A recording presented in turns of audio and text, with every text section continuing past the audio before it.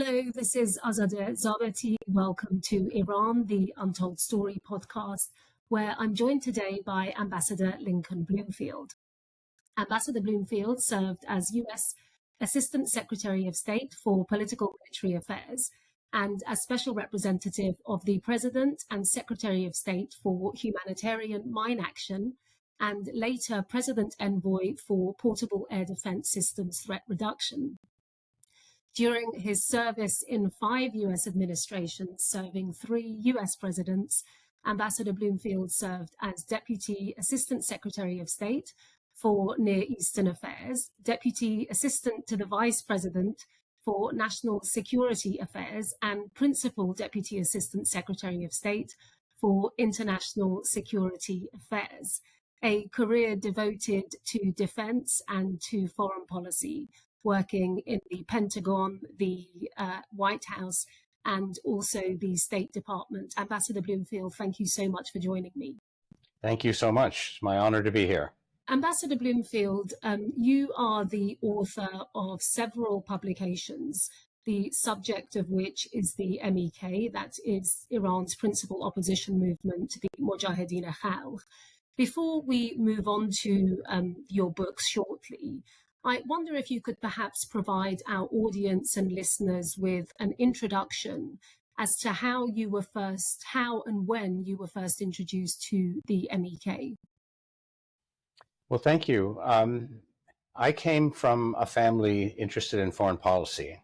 My mother was the daughter of one of the first natives-born prime minister elected in New Zealand, and came to America as a foreign service diplomat in the 1940s. She married my father, who after World War II got 3 degrees and became a professor at MIT of political science. He ended up writing 14 books. He worked at the State Department and later the NSC. And so I grew up with foreign policy and had an ambition of trying to contribute in some way to a more peaceful world. During my father's time, the fear was nuclear war. So much of what he did, including war games, one of which I went to Moscow, and he ran one with the Soviet Union, in which he made them play Israel, and he played the Arab states. And I wanted to do something in the more contemporary era. So I came to Washington, worked in the Pentagon for 8 years, and became very much aware that war is an incredibly destructive path. And we see that, from Syria to Ukraine, Grozny, and now Gaza.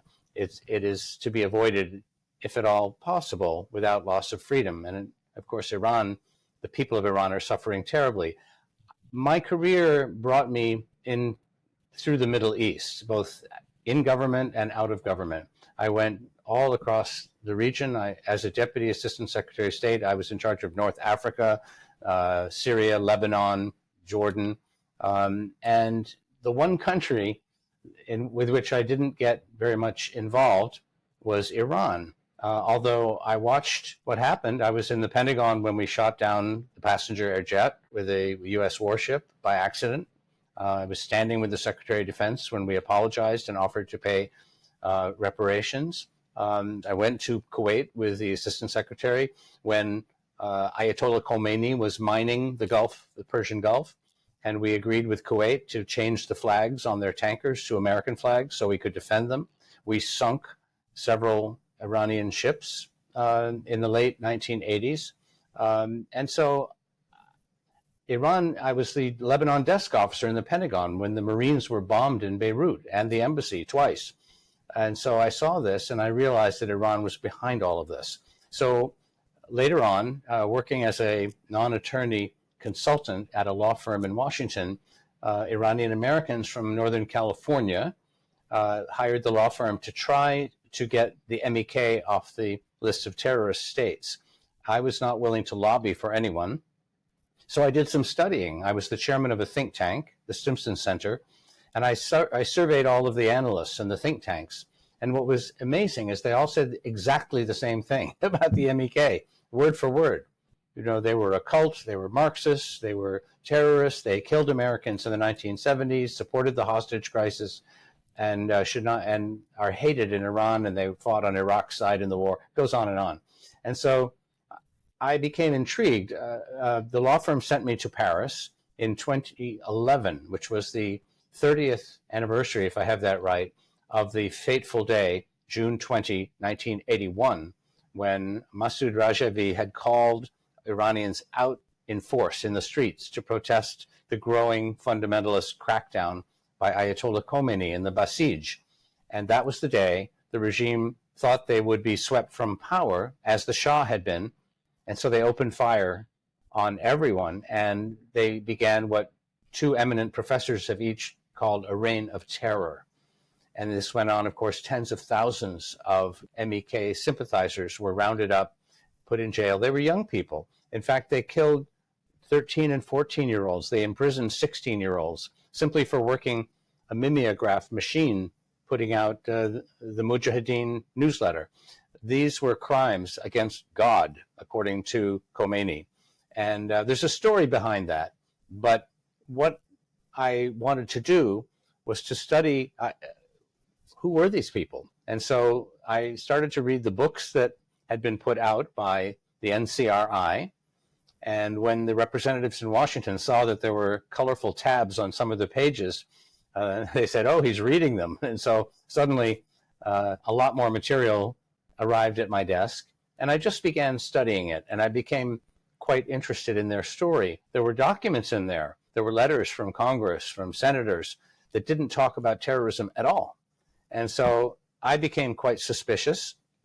I wrote an independent report for a law firm that was a search for ground truth. And if you know what haiku are, very short essays, I took 10 subjects, 10 allegations against the MEK, and I said, how can I make people question the conventional wisdom, what's been alleged? How can I make them realize that there's something not right here in the shortest possible space? So I quoted things, I put in tabs, it turned into a very thick binder, and this was published and distributed to every member of Congress and throughout the executive branch. And I'm told that Secretary Hillary Clinton submitted it to the Superior Court, Court of Appeal in the district, to consider as part of the case.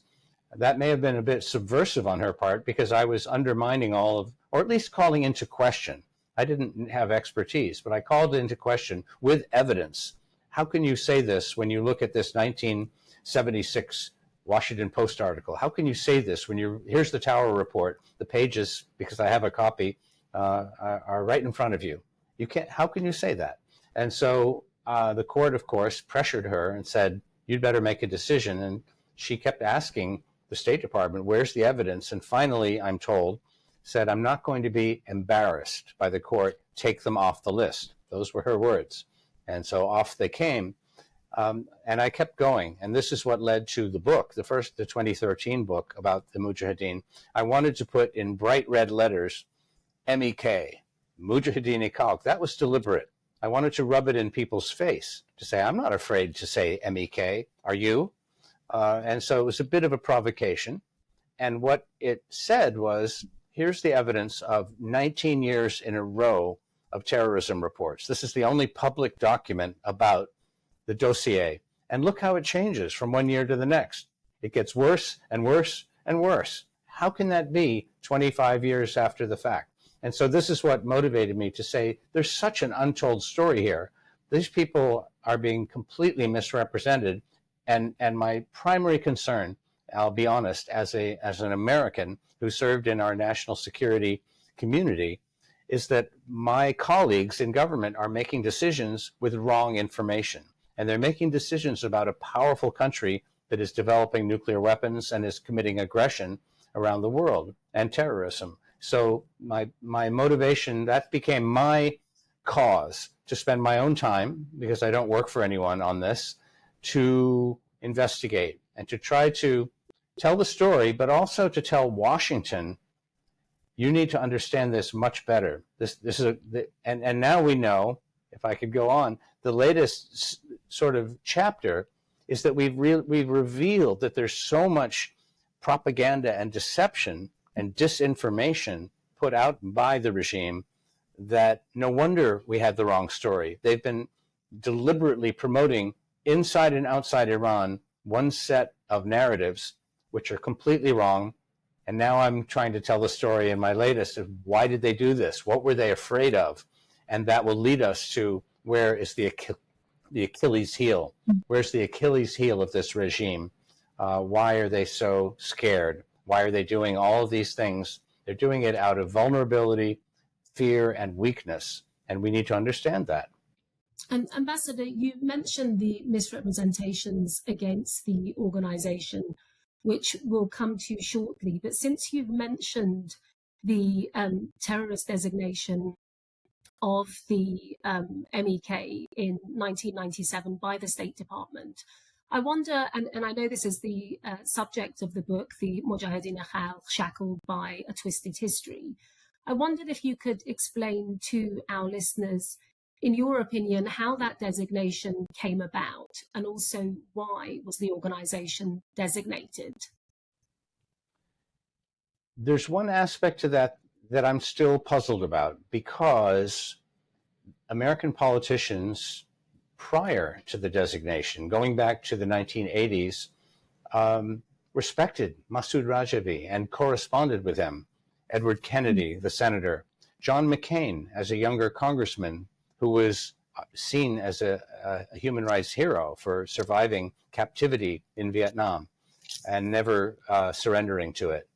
And Bill Clinton, when he was elected in 1992, he may have been writing a bit of a form letter, but not really. He wrote it to Masoud Rajavi at his address in Paris, saying, during the transition, he was still president-elect, I look forward to learning from you about human rights and your defense of democratic principles. But within 4 or 5 years, someone thought that it would be more advantageous to turn against the MEK and the NCRI. And the story changed completely. I think it was because the Americans had been battered and beaten by terrorism. They were intimidated by this regime that had blown up our embassies and our Marines and committed atrocities around the world. And I think when Mohammad Khatami was elected, some people said, and probably there was some truth to it, that Khatami was a little bit more liberal-minded than most of the regime clerics. He wanted a dialogue of civilizations. I don't think he was as cynical as someone like Mohammed Javad Zarif, for example. I think that Khatami may have thought he could change things. But right behind him, of course, dissidents and writers and poets were disappearing and being executed. The chain murders went on during Khatami's term. And the regime was always trying to trade favors to get other countries to turn against the resistance around the world. And so one chapter of the book has a chart that basically lists a whole series of corrupt transactions where the resistance is used as a barter tool. They're traded for geopolitical favors that never really happen. The MEK never would have been in Iraq had Chirac of France not made a trade with the Ayatollahs to try to get his hostages freed from Lebanon. And the price of that was you have to expel the MEK from France. So he was going to send them to West Africa and other places where they would easily be targeted by Iranian terrorism. And Iraq was the one place, since they were at war with Iran, where the Iranian security services could not get at them. And that's why they ended up in Iraq. So there are so many untold stories here, but that's one of them.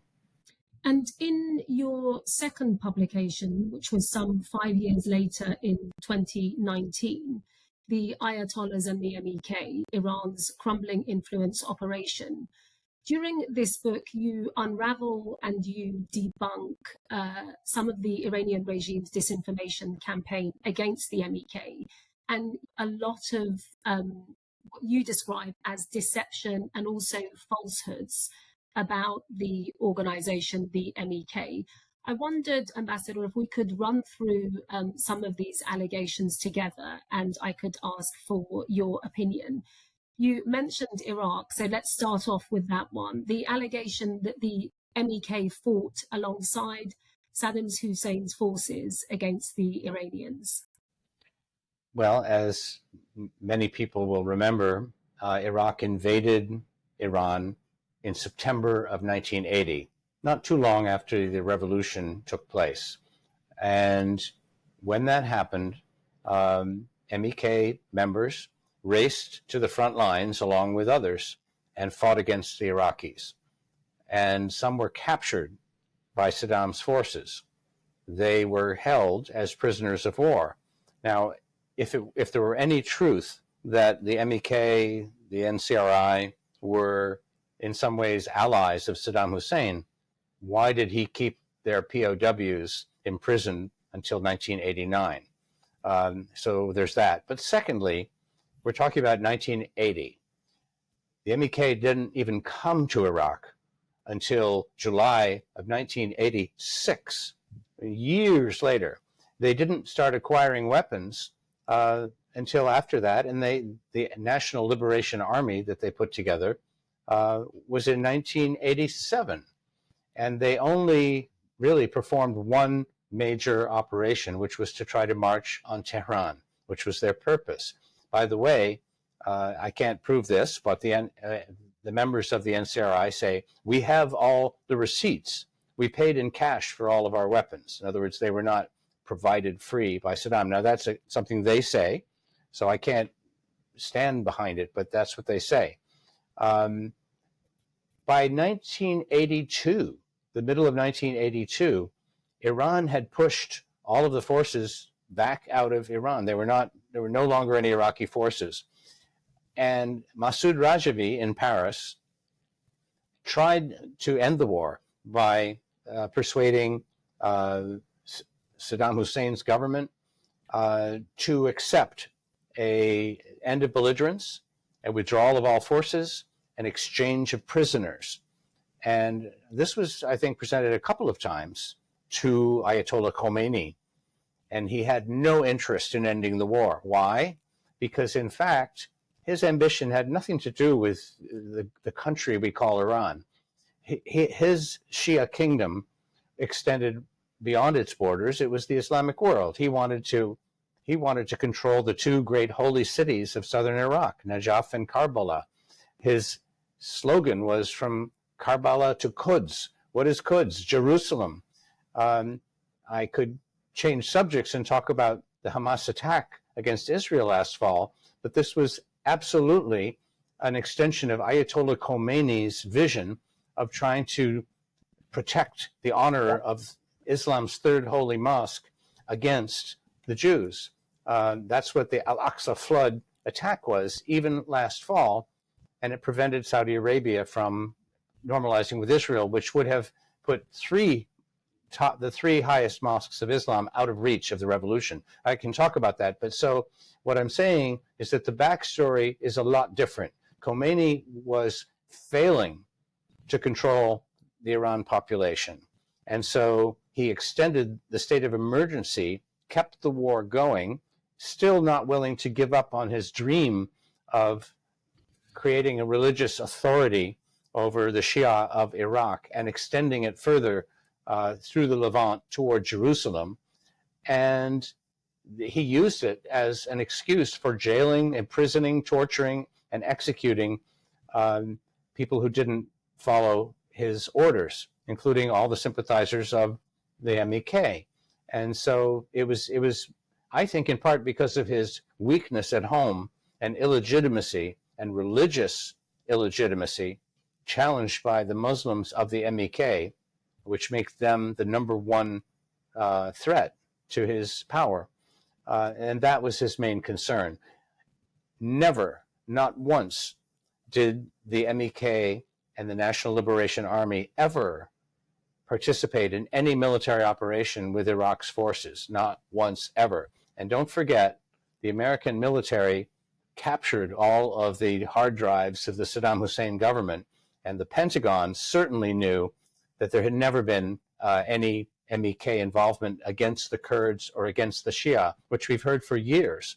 And they told this to the State Department, but the State Department kept repeating it for years after. These things have gone away now.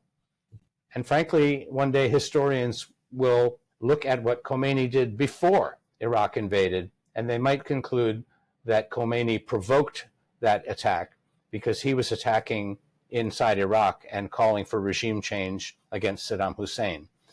So it's a whole different story, but it was important for Khomeini and for the Shah before him to demonize these smart student idealists who did not accept dictatorship, whether it's monarch or religious.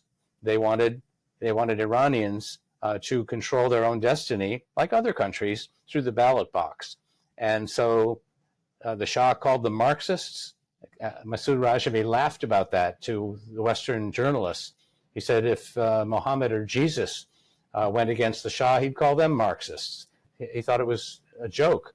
But even now, in Washington, people call them Marxists. It's amazing to me.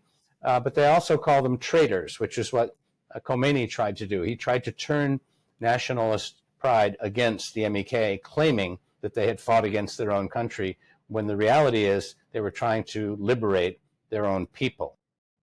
And some of the allegations, I mean, you touched upon the killing of Kurds. A couple of the other allegations are that the MEK were involved in the Iran hostage crisis, and that they were involved in the killing of American citizens. I wondered if you could tell me a little bit about those two allegations. Yes, well, there were 3 or 4 groups at that very time that used the word Mujahedin. That, I think, is the source of some confusion. So you have these nice, Ivy League educated analysts in our intelligence community looking at 45-year-old pieces of intelligence that say Mujahedin this or that. There were people were actually trying to capitalize on the fame of the MEK, many of whom had been executed in 1972. The Shah never knew about them for 6 years. They were studying the examples. They were intellectuals. They were studying Algeria, Vietnam, Cuba. They were studying the political development of post-colonial countries. And this is where their aspiration was the right formula for Iran. And they studied social injustice that Marx wrote about. So did I, by the way, at Harvard. So, okay, does that make me a Marxist? But in any case, they were captured and caught, and 7 of 8 of the top organizers, including the founders, were executed. Some of them, this is in 1972, early 73, gave speeches to their tribunals before they were executed, and their remarks were smuggled out and became quite famous among students, including Iranian students in America and Europe. And this is what other groups were trying to capture, is this sort of the, if you will, the popularity and the fame of the Mujahideen. What really happened in the hostage crisis is unknown. Is it really true that a few young students were able to take over an American embassy, or were Khomeini and some of his senior clerics also right behind them, helping plan and execute the takeover? But once they took it over, of course, Khomeini's people moved in. There was a young woman, I think her name is Masuma Ebtekar, who spoke English, and she became the translator for the captors. And much later in Toronto, she wrote a book about the whole thing and explained her view of what happened. And she was mocking the MEK. She said, "Oh, Masoud Rajavi and his people, they tried to take credit for what we were doing. We wouldn't let them in.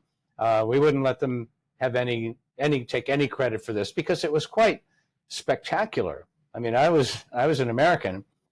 Taking the American superpower and holding us for a year, holding our breath, no one had ever done that before. We'd had a hard time in Vietnam, but no, America was supposed to be a superpower.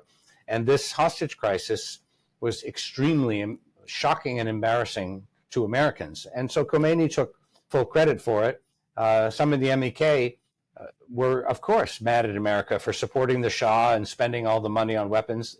It was a slightly left-leaning point of view. It is what it is. They're not terrorists because of that, but they were not part of the group that took over the embassy. They were kept out by Khomeini's people.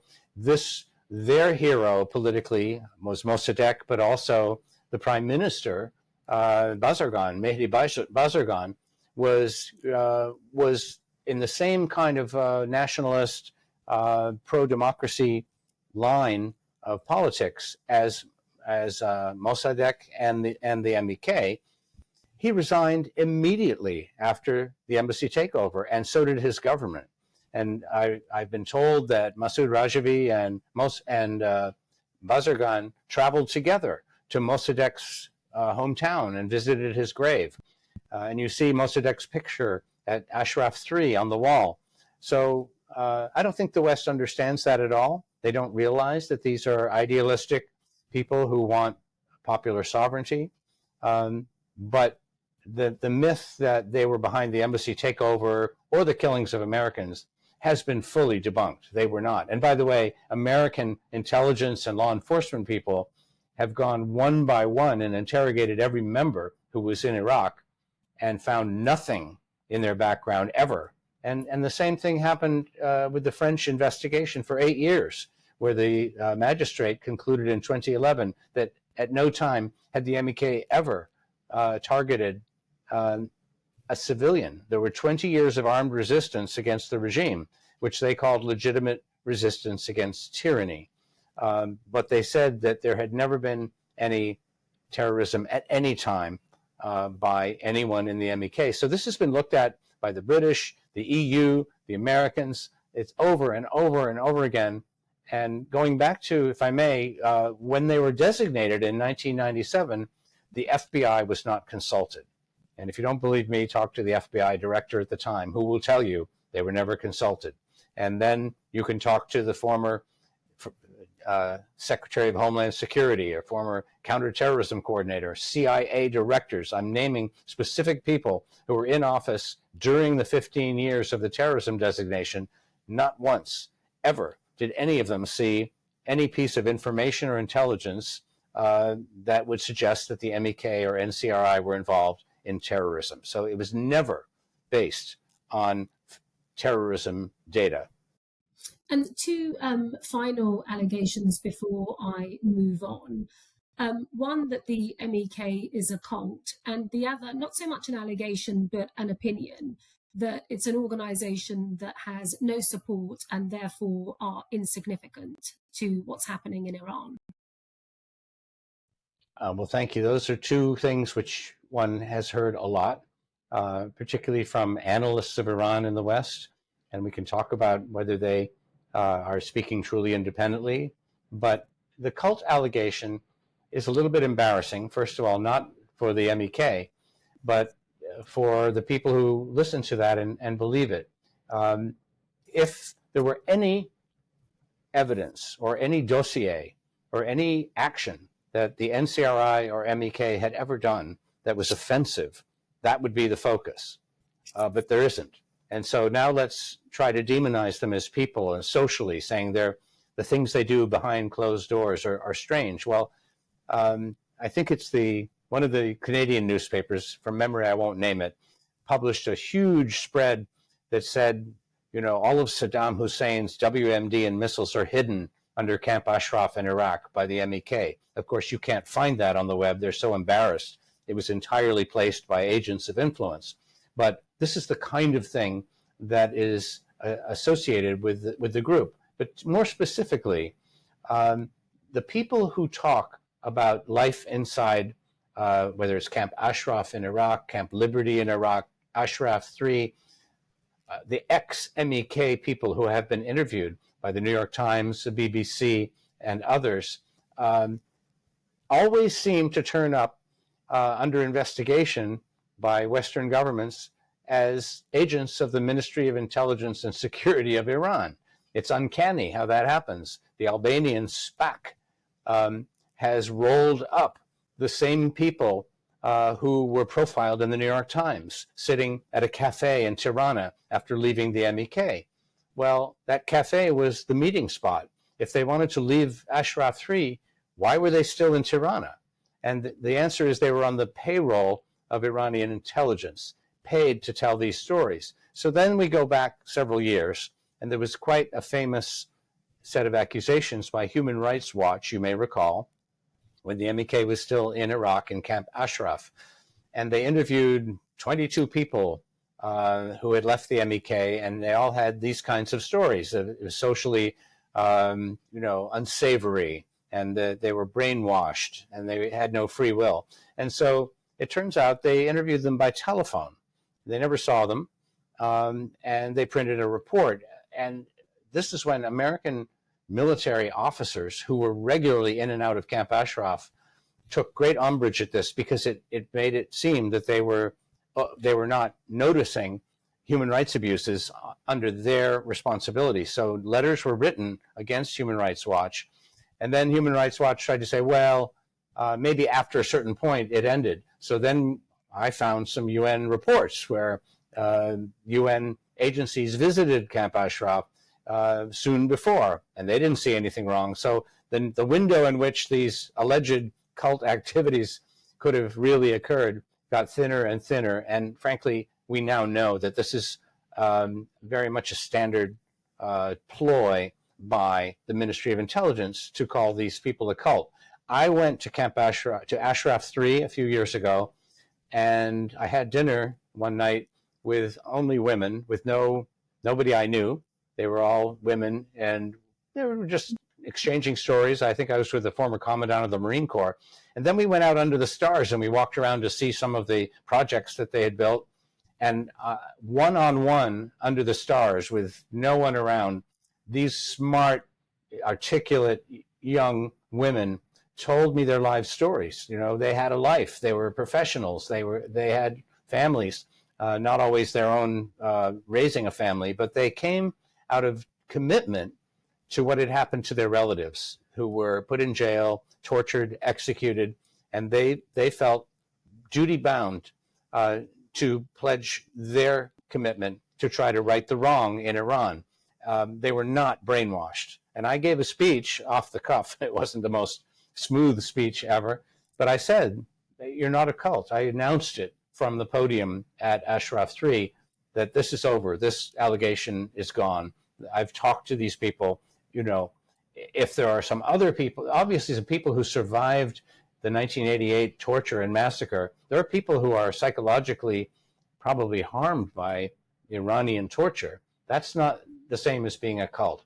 So then when you say there's no support inside Iran, I've been, spoken with the people who are quite well-known bylines who've traveled to Iran, written very widely read articles. Here's what they're saying in Tehran. Here's what life is like. Here's how the regime is doing.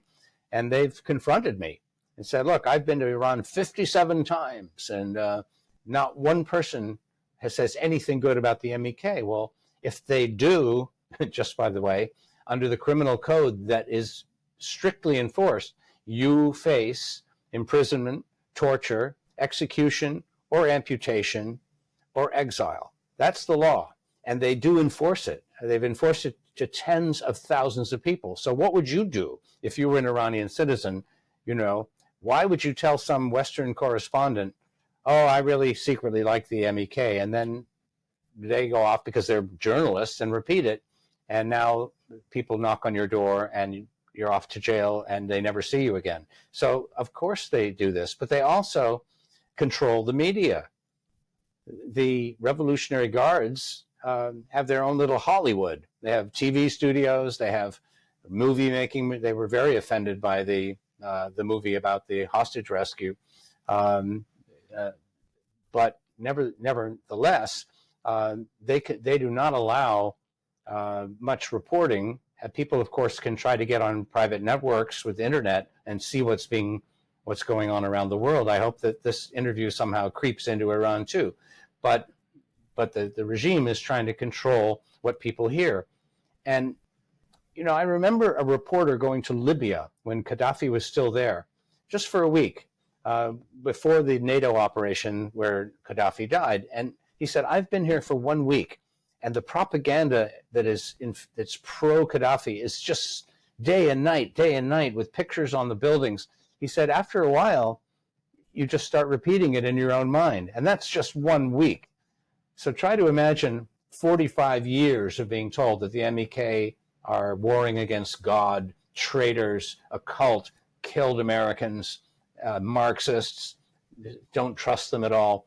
That's what they've been saying. And so I'm not surprised that there's some misunderstanding, if to put it mildly, in the Iranian population. My goal is to start with the American population and say you must not fall for a major propaganda operation by a criminal,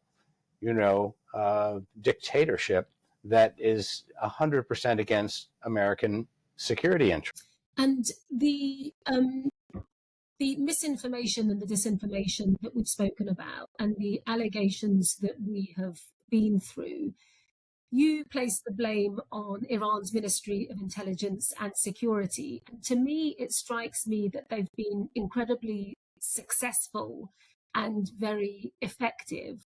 In fact, in many ways, they've been sophisticated in the sense that they've been able to permeate many parliaments and think tanks and even human rights organizations, as you mentioned. And often the language and the literature is the same. So it does appear to be coming from the same source. And I wonder, Ambassador, do you feel that this is simply a lack of due diligence, or do you feel that there's something more at play here, something more sinister perhaps? My answer is one person's opinion, who's been through the national security bureaucracy off and on and been close to Washington for many years. I think we flexed our muscles the most facing the Soviet Union threat, the threat of nuclear war. So what did the Soviet Union do with their intelligence? They were trying to steal our military secrets. They wanted to know if they wanted to be able to monitor how we would escalate. So they never got caught where they'd have to back down. Then we come to China, the rising power in the world. China's very different, but China, somehow they have thousands of students who are wonderful and bright, and I have many friends who've settled here. I trust them 100%. But they do have some who get into the universities and then they go to industry, and a lot of our technology is copied. And when I was the Arms Transfer Authority, my staff would bring me photographs from trade shows where they'd say, look at this weapon system from China. It's identical to the one that we built 5 years earlier. So they were stealing our technology. So then along comes Iran. How much intelligence capability does America have? At some point, you say, okay, well, this is completely different. They're not trying to steal our military secrets. They're not trying to steal our industrial secrets. They're trying to fool us, to keep a conversation from starting inside their country that maybe Ayatollah Khomeini was illegitimate when he said he was the embodiment of the 12th Imam of the Prophet, that maybe that was a misreading of Islam, and that he is using the faith of Iran's devout Muslims to exercise political power on earth. And it's all wrong, and it's causing tremendous harm. In fact, it's violating the Westphalian state system, because he doesn't care about his borders. He cares about his domain of the Shia world and the shrines that he's trying to protect in Syria and et cetera. So what I'm trying to say is that we didn't really spend the resources to understand that.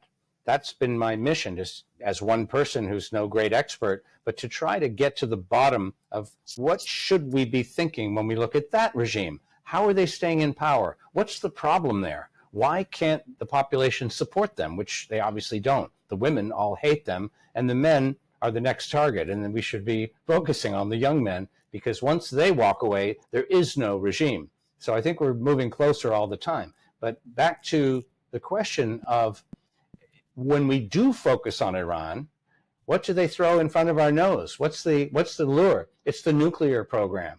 So what happens in Washington? We have tremendous arms control, expertise. So we all mobilize around nuclear negotiations, and we talk about enrichment, and we talk about warheads, and we talk about thresholds and we talk about ballistic missile delivery systems, there's no room left to talk about velayat-e-faqih. There's no room left to talk about the conversation Masoud Rajavi had when Khomeini asked him to come see him in 1979 and asked for the support of all the Muslims who followed Rajavi. And he said, I can't do that. We just got rid of one dictator. They will never accept another dictatorship. And Khomeini, I had a witness in the room tell me, I won't cite it, but I wrote this up. He froze with anger and he allegedly hand wrote a fatwa condemning Rajavi and his supporters to death. And for 45 years, I can walk you through it. They've been trying to kill the MEK, including in 1988, but even after that, even since then, in 2018, they tried to bomb our rally in Paris. And they're still coming after, listen to MI5, listen to the FBI. They're trying to poison our water supply. This March, there was a memo from the White House. It goes on and on and on. So this jihad, whatever the right word is in Shia parlance, started when Khomeini couldn't get the support of the smart, intellectual Muslims, minorities, women. They wouldn't go along with his version of Islam. That's his Achilles heel. That's what this is all about. And it's taken me years to peel away all these other issues of Iraq and cult and who killed the Americans and, the terrorism file. All of that is smoke in our eyes. It comes right down to the lack of religious legitimacy of this regime from day one. And Ambassador, what approach would you like our governments to take now with the MEK? My friends in the resistance go to sleep at night, if they ever do, dreaming that the U.S. government will turn the page and suddenly the MEK and the NCRI will be seen as the legitimate opposition and may even have their support. That's a long bridge to cross. I'd like to see U.S. embassy officers go to the major events they hold. They might be interested just to meet former prime ministers, foreign ministers, four-star generals, UN dignitary. I mean, it's just an unbelievable who's who. You'll never see another meeting quite like that. And there's no reason why you can't send a political officer and write a neutral cable that said, this is very interesting. Here's what they said. And here are the media who was there, the Americans, but others as well. They should do that.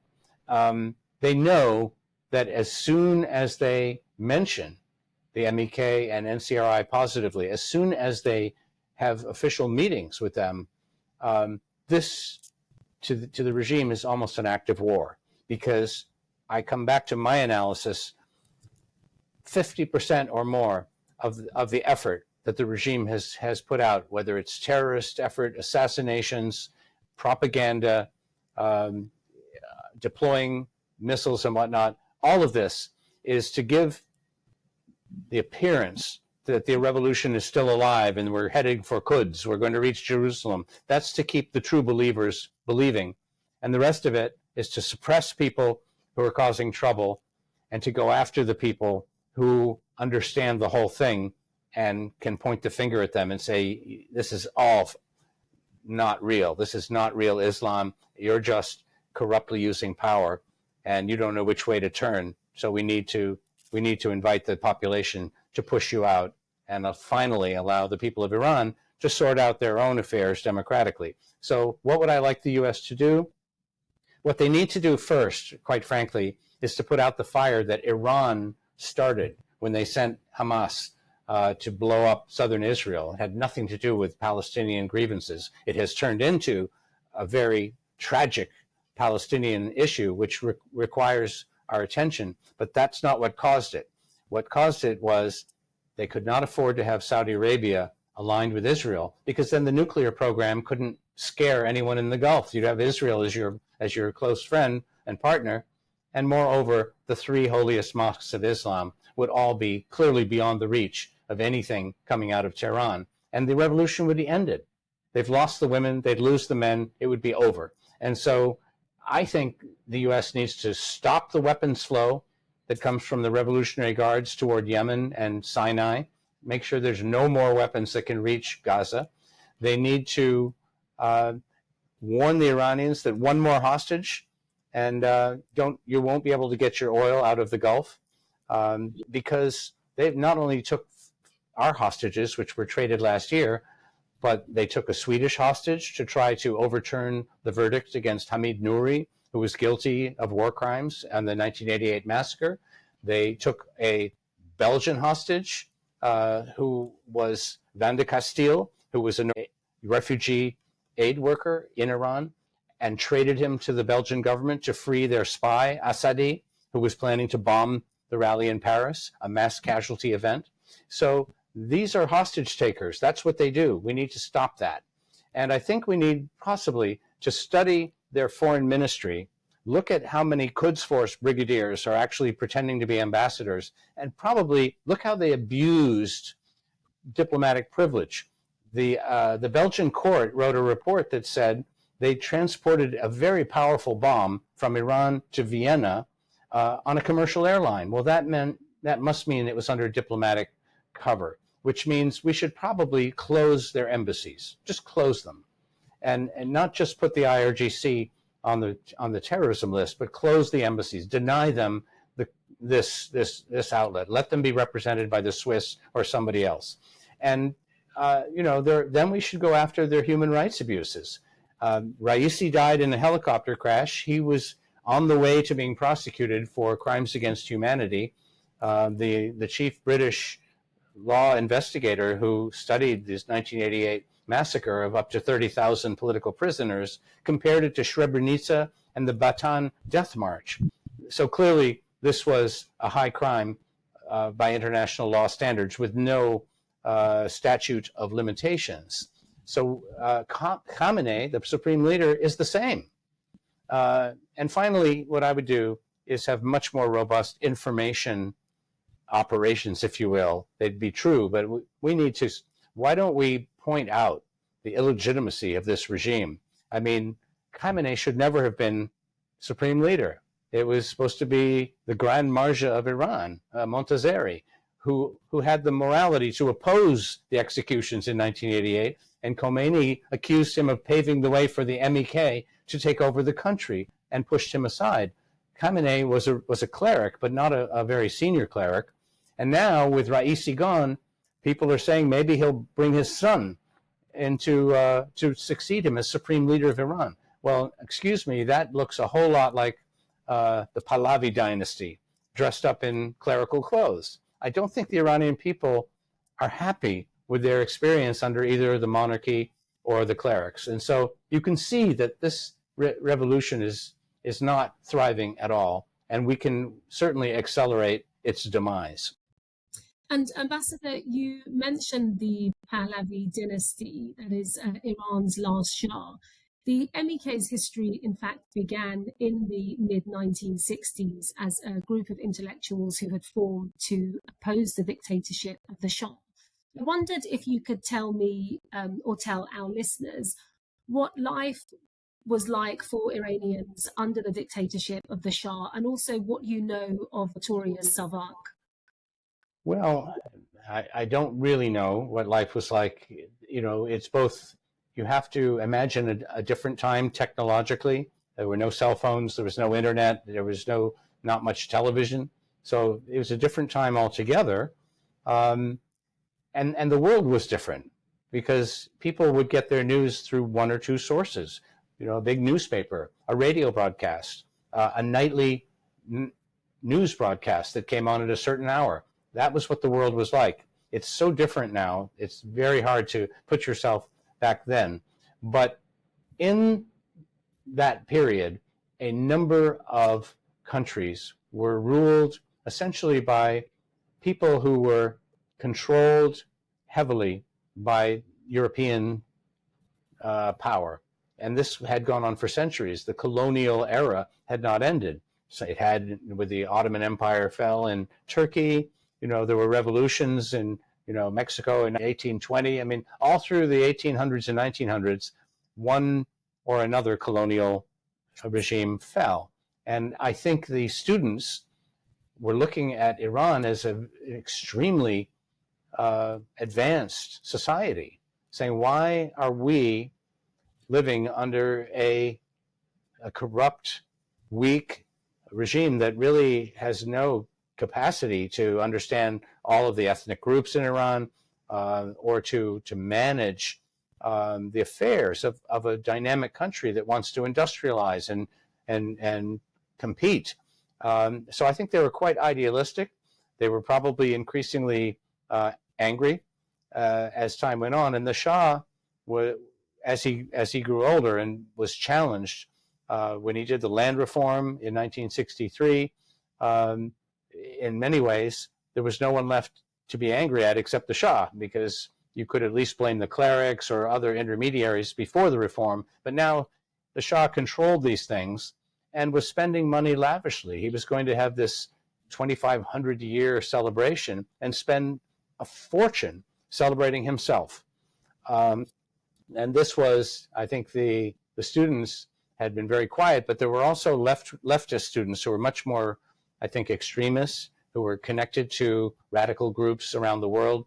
And there was sort of an unfortunate sort of effort to show that the Shah was vulnerable by calling people up in the middle of the night saying there's going to be a bomb in this building, so at 2 a.m, and so there would be no one there and something would go off. I read about these in academic books. They never made the international press because no one got killed. But the MEK was sort of in a competition for prestige. Who are the real vanguard of change in Iran? And these others were competing against them. So before they did anything, they were trying to shop around and say, where can we find some explosives so we can do one of these demonstrations? And they talked to someone who was working for the regime. And that's how they got caught, and up to 200 of them or so were executed without ever having done anything. And so after that, some of the radicals who had trained in East Germany and Cuba took the Mujahedin name, changed the symbology, it wasn't Muslim, and they killed Americans, calling themselves Mujahedin. And the Shah, who was just trying to stay in power, said, yes, it was the Mujahedin. These student radicals are all dangerous. So he demonized them all and wouldn't discriminate between any of them, when in fact they were rivals completely. In fact, Arya Meher University, the great technical university, was renamed after an MEK person who was killed by these radicals. There was actual clash during the 1970s. Sharif University was the Ayatollahs. Before the Rajavi meeting, they honored the MEK by renaming Arya Meher University Sharif University after an MEK person who died defending Islam against these radicals. And they made Rajavi's brother, the eminent Ambassador Rajavi, the first ambassador of the revolution to the UN agencies in Geneva, Kazem Rajavi. He was the older brother of Massoud. And then years later, they assassinated him because he joined the resistance. So everything turned on this one meeting. Would you join the revolution? Would you accept the Constitution? We can't accept that Constitution. And if you read what Massoud Rajavi was saying in his rallies, his speeches, thousands of people came to his lectures. Read Le Monde, there's no question about it. He was very eminent. And he said Islam is freedom. Islam is fully consistent with freedom. And I think what Maryam Rajavi and others have done in the ensuing years is to update that idea of earning your legitimacy through the ballot box, earning the trust of the people by securing their vote. And if you don't get their vote, then you have the honor of sitting in opposition. I heard Maryam Rajavi say that the first time she spoke when I was at the rally in 2011. That's what she said. We would have the honor of serving in opposition if we're not the choice. But Massoud Rajavi said, we haven't earned anything until we get the vote. And what they have updated is the gender equality. So if you read Maryam Rajavi's 10-point plan, you see how hard it has been for women under this misogynist regime. They don't have rights in marriage, in employment, in ownership, and in property. And so this is very much part of the 10-point plan. And I think the regime is panicking because the revolution now inside Iran on the streets is about the suppression of women. It's not about the hijab at all.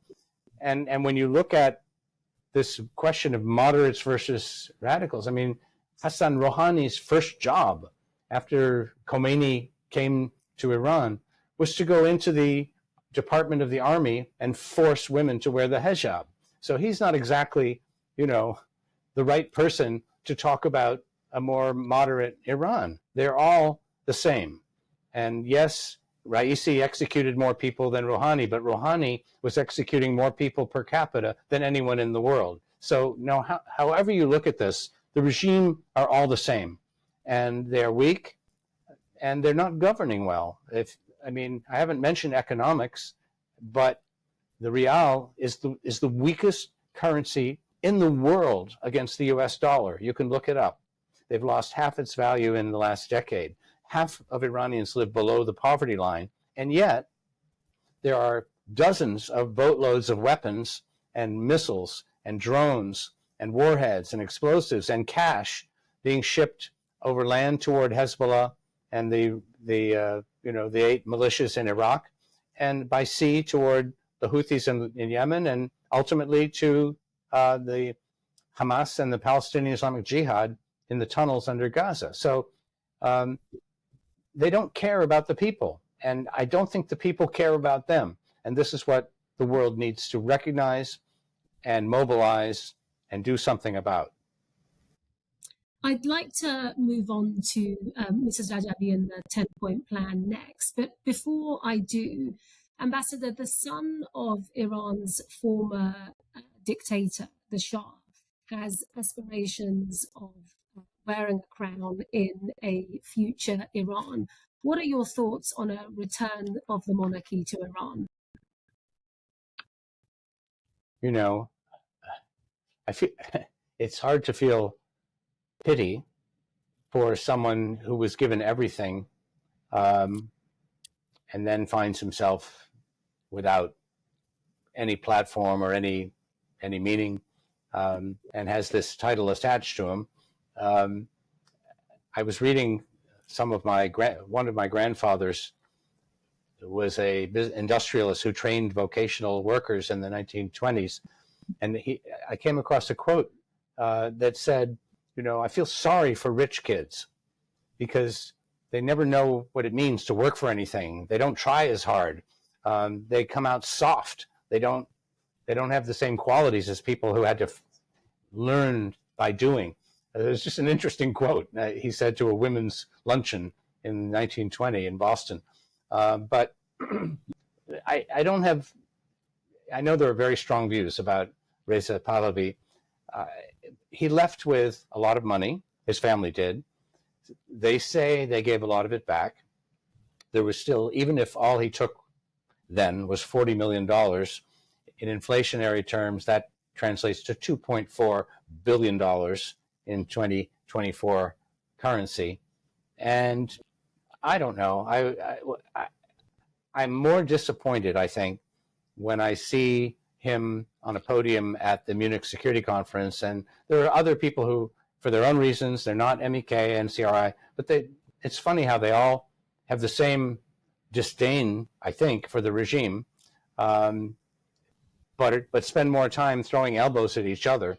And that's part of what the Ministry of Intelligence has successfully done. You complimented, they're very successful at dividing and conquering over the years. But soon after that event last year, the people who were on the stage with Reza Pahlavi departed and have never come back to him. I'm told that he had an event at the Parliament in London, and 2 parliamentarians showed up. So I'm not sure I have much to say. I am concerned when I see that former Savak people are in the crowd at his events as part of his entourage. I am very concerned. I think my number one concern is the statements he makes, that he's trying to throw a message out to the Revolutionary Guard saying, you will be part of Iran in the future. You will be part. Well, the Revolutionary Guards are not the young men who are doing all these terrible things. I mean, it's the leaders who convince them to do that, who come up with the resources to buy the ships, the weapons, the vehicles, and put the operations together. I'm not saying they're blameless, but in a post-revolutionary environment, you really do hold the leaders accountable, and you invite the younger ones to accept amnesty if they're willing to change their ways. And frankly, the best thing the Revolutionary Guard members could do is just to secretly take over all of the key nodes, the armories, the airport, the communications, the central bank, a parliament, whatever it is, the government offices, on their own, and then say, new day today, the regime is gone. And they'd have no recourse because all of the tools would be locked up. The Turkish army did this 3 times in the 20th century and saved democracy. But you wouldn't do it as the Revolutionary Guards. You do it as people who've broken from the Revolutionary Guards. So I think that Reza Pahlavi's statement, it troubles me greatly. But the greatest thing that troubles me about him is what he hasn't said. And frankly, what every other dissident hasn't said, except for the NCRI, which is, we're not trying to take over anything here. We're trying to give the choice back to the people of Iran. No one else has said that. Reza Pahlavi is not saying, we'll just hand an orderly process and see what the people of Iran choose. That's not what he's saying. That's not what any of these others are saying. Why? I don't know the answer, but my theory is that you have to be entirely independent. You cannot have relatives in Iran who could be threatened if you say something that the regime really doesn't want to hear. Everyone's allowed to say that there are human rights abuse, they have committed terrorism. It's obvious. They support militias which are destabilizing the nearby regions. You can say that, and the regime won't touch you. But if you say Maryam Rajavi speaks for more women in Iran than anyone in this regime, they'll come after you. And so that's why they don't say it. And you are a loyal and passionate supporter and advocate of the NCRI. And I know that you've met Mrs. Rajavi, who's the president-elect of the National Council of Resistance of Iran, on numerous occasions. I wondered what your views are on her as a leader, and also what values she has that makes you such a passionate supporter. Well, I've met her many times, and I'm pleased to say I've had a lot of opportunities to be with her, to watch her in action, to read what she says, to see what her priorities are. And as just if I may put it this way, a foreign policy junkie, one of the things I look forward to when I go to the rallies is her speech. Now, some of it is political, organizational and all these other things, and a lot of it is remembering those who've given their lives. She is one of the most sharp, and I apologize for putting it this way, but for me, it's fun to listen to her analysis every year. I can't wait to see what she says. And what's fascinating about it is 2 things. Number one, she analyzes the inner dynamics of the regime as no one else does. I challenge anyone to say they can match her ability to break down what the dynamics are in the regime. And I love hearing that every year. It's so interesting. And the people around her, of course, are supporting the organization. They're very smart. They know everything. But she is the kind of intellectual leader. And no one has to tell her what to think. She's super smart and acute. But the other thing is, she's a woman. And when you bring all of these journalists and Westerners and people from Europe and they're listening, and she starts talking as though, we're going to take you down. You're going to go down. Your days are numbered. I mean, they sort of say, oh my God, you're right. They are violent. They are, dangerous. No, they're not. If it were a man saying that, no one would question it. She is the leader of the resistance. And in some ways, I say this with great flattery. If I were one of the clerics, I'd be scared listening to her speech because the ice would run cold in my veins, because she means what she says and she backs it up. And it's not that she's going to use force against them at all. It's that she's going to persuade people of what is true and where their interests lie and what this regime has truly done wrong against them. And that will be the end of it. And so she has just a way about her. And the other thing, and I credit my wife for this, that's why I bring her, she wants to come, because there's a certain formality with men dealing with women in this environment, particularly such a distinguished person as Maryam Rajavi.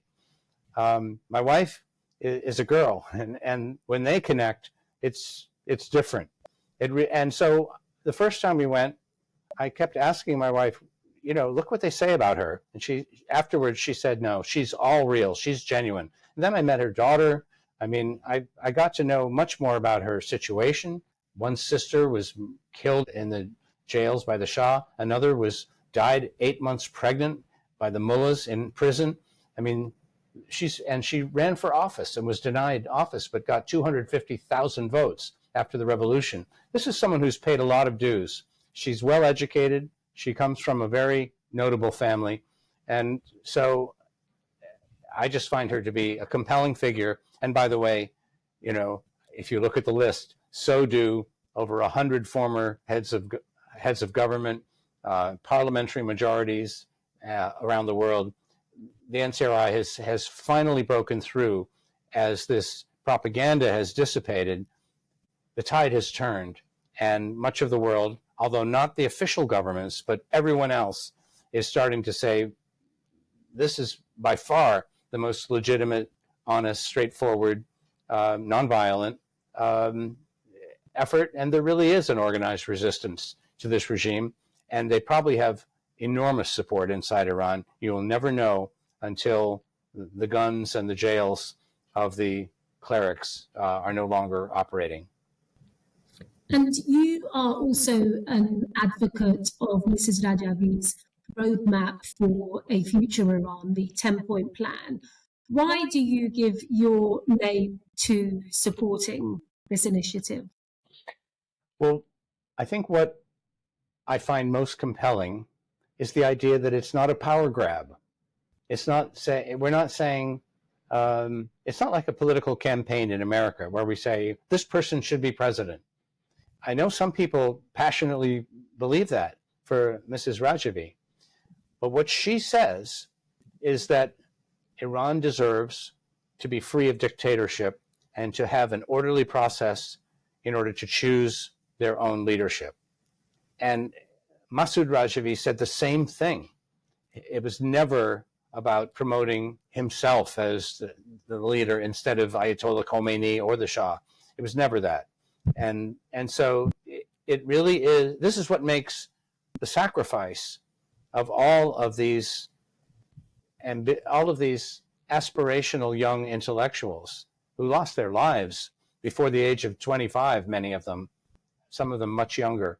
The bright seed of Iran's future killed cruelly by these mullahs because they were afraid of them.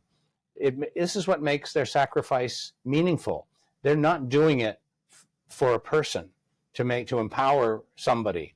They're not doing it out of being brainwashed to support someone. They're doing it as a sacrifice for Iran. And this is quite clear. There's a long legacy of sacrifice that runs through the Iranian, the Persian tradition. The Americans don't understand that, but it does. And that's why that feeds the idea of cult, the idea of wearing yellow vests and waving flags and chanting and, oh, this must be a cult. Well, no, that's actually very much in the tradition of Persian spirit and politics and celebration. So I find what she stands for to be this on a par, really, with what Thomas Jefferson did in helping to write the Declaration of Independence. He didn't say, make me the king of America or George Washington. No, he said, this is how we're going to set it up with checks and balances. They did it their own way. and look how it survived and thrived. I think what the people who have sacrificed and the people who have survived for the NCRI and the MEK, their vision was always to end colonialism, to end dictatorship, to regain popular sovereignty, to have a legitimate government, and to show the world what an honorable society really is, that's tolerant, that embraces all of its ethnic diversity and religious practices, and that's a good neighbor to others, that even ends the death penalty, even though if the tables were turned, the crimes that have been committed by those in power are endless. No, there's very little like it in the world. 45 years of continuous crimes. Khamenei himself participated in major bombings and assassinations of all kinds. And there are people who helped, who are sitting in their academic offices in America. So it's painful to watch. But what Mrs. Rajavi represents, and the reason I haven't changed my view, the reason my friendship has deepened, is that they've never misled me. There may be things they haven't told me, and that's fine. I've asked a lot of questions. I've gotten a lot of answers, and they've all proven to be true. And when people do that with me, they win my trust and hopefully my friendship. And I feel that it's both ways with my friends in Paris and in Albania. Ambassador, finally, may I ask you to leave our viewers and our listeners with 3 adjectives that best describe the MEK and the NCRI for you? Dutiful, conscientious, brave. Ambassador, it's been an absolute pleasure and it's been fascinating listening to you. Thank you so much for joining me. Thank you, and it's my pleasure to speak with you. All the best to you. Thank you.